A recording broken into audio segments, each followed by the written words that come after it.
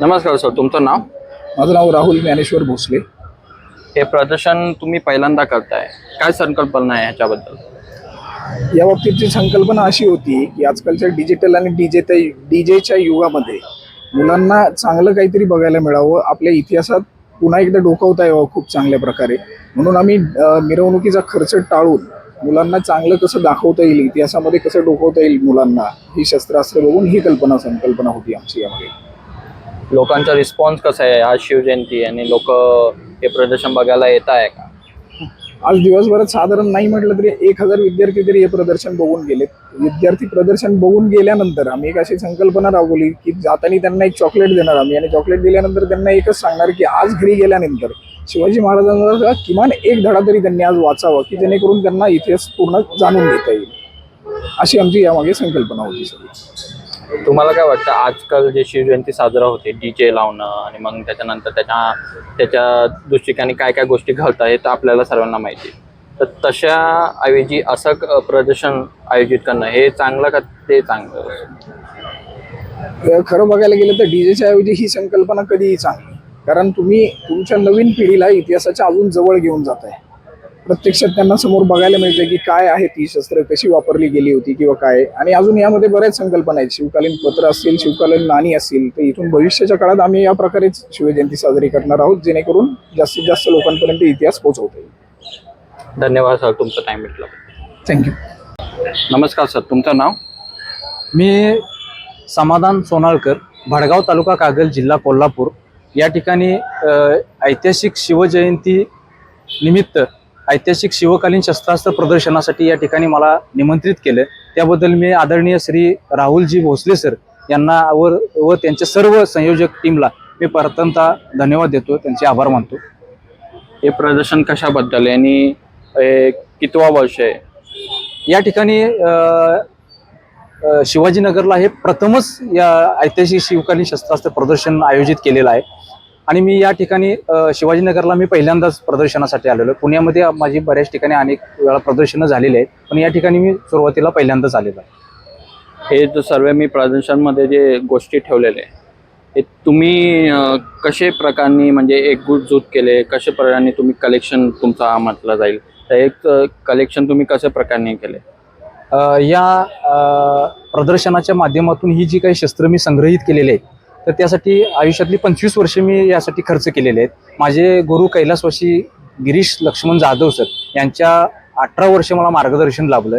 यांच्या मार्गदर्शनाच्या माध्यमातून याचा मी अभ्यास आणि प्रदर्शनाच्या माध्यमातून काही त्यांच्याकडून आपल्याला मार्गदर्शन लाभलं.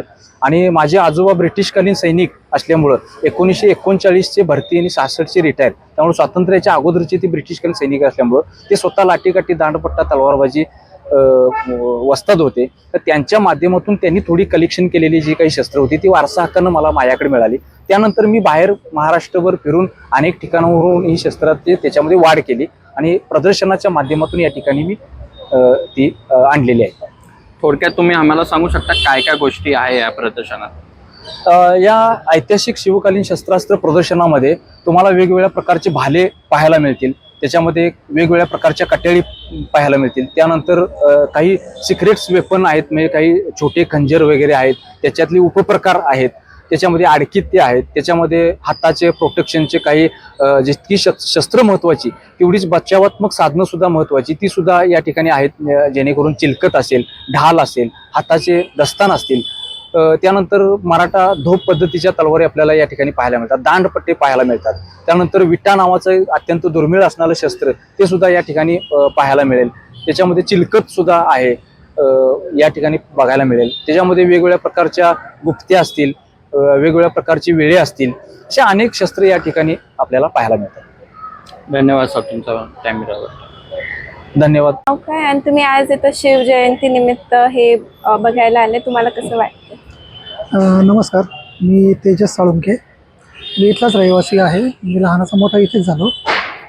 आणि जेव्हा हे प्रदर्शन राहुलदादा भोसलेंनी घेण्याचा निर्णय घेतला त्यावेळेस जो दृष्टिकोन त्यांचा होता तेव्हा सफल झाल्यासारखा वाटतं.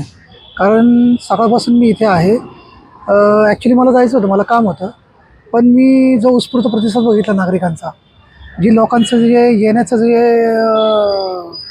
आत्ता थोडी गर्दी कमी आहे, पण सकाळपासून तुम्हाला सांगतो कमीत कमी 3 ते 4 हजार लोकांनी इथे भेट दिली आणि 800 ते 1000 लहान मुलांनी, शालेय मुलांनी इथे येऊन या प्रदर्शनाचा आस्वाद घेतला.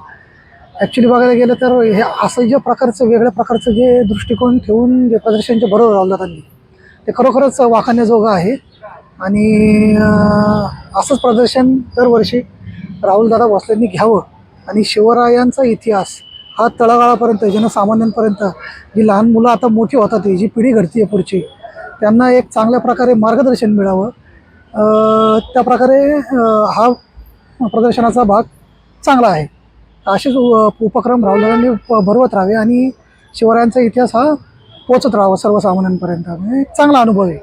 मी आज थांबून मुद्दाम स्वयंसेवक काम केलं इथं आणि बघितलं की लोकांचा उत्साह चांगला आहे प्रदर्शनाला. या हे प्रदर्शन पाहायला आलेलो आहे. पण इतर आपल्या जे मंडळ आहेत त्यांचे शिवजयंतीच्या निमित्त इतक्या मिरवणुका काढून सगळ्या रस्त्यांवरती एवढं ट्रॅफिक जाम होत झालेला असतो भरपूर प्रमाणात. पण ह्यांनी एक उपक्रम असा इतका वेगळा आणि आगळा निवडलेला आहे की सगळ्या जुन्या प्रकारचे म्हणजे प्राचीन काळापासूनची जी हे शस्त्र आहेत त्यांचं प्रदर्शन ठेवलेलं आहे. मुलांना आपल्याला आपणही कधी देखील पाहिलेलं नाहीये की मराठ्यांचे वेगळे, मुघलांचे वेगळे, त्या शस्त्रांमध्ये पण आपल्याला वेगवेगळं असं बघायला मिळतंय की त्यांचे शस्त्र वेगळे आहेत, आपले वेगळे आहेत, बिचवा आहेत, आडकित्ता वगैरे, ते इतके आडकित्त्यांचे पण एवढे प्रकार आहेत की ते पण कधी बघितलेले नव्हते. ते आज इथे येऊन खरंच बघायला मिळालेत. भाला, बिचवा हे तर खूप छान छान तर मस्त ठेवलेले आहेत सगळे. आणि शिवाय चिलखतही स्वतः असं मी तर पहिल्यांदाच बघितले आज एवढ्या प्रदर्शनामध्ये. काय असेल ते खूप छान केलंय सगळं.